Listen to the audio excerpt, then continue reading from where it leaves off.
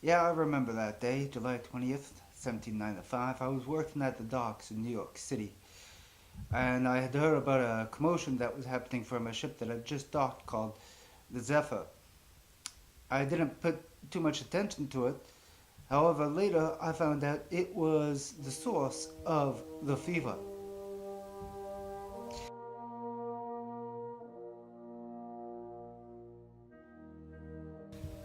It is my opinion that yellow fever is due to a noxious vapor.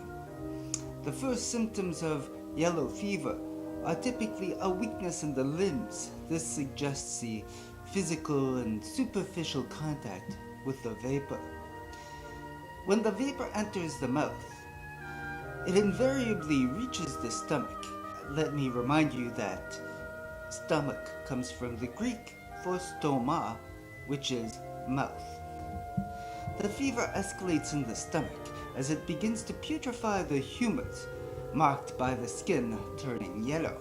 It is at this point where it is imperative to eject the vapor from the stomach to ensure the survival of the victim. The vapor eventually leaves the patient whether they die or yet live. Many people have remarked an awful smell during the death throes. This, I would conclude, is the vapor making its escape. To further confound the issue, New York is rife with different vapors, coming from the sick, the deceased, as well as animal and vegetable matter. This masks the foul smell of the vapor as it seeks out a new victim. My husband and I were deathly ill. The fever came upon us suddenly. We had no strength and were bedridden throughout the ordeal. I credit my recovery to the powder, Dr. James's powder. It ejected the fever from my stomach.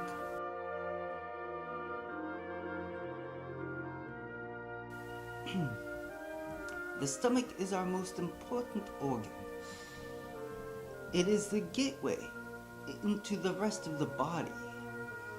If the stomach is disrupted, a series of ailments could be produced, including the rigors, irregularities in the pulse, and fainting spells.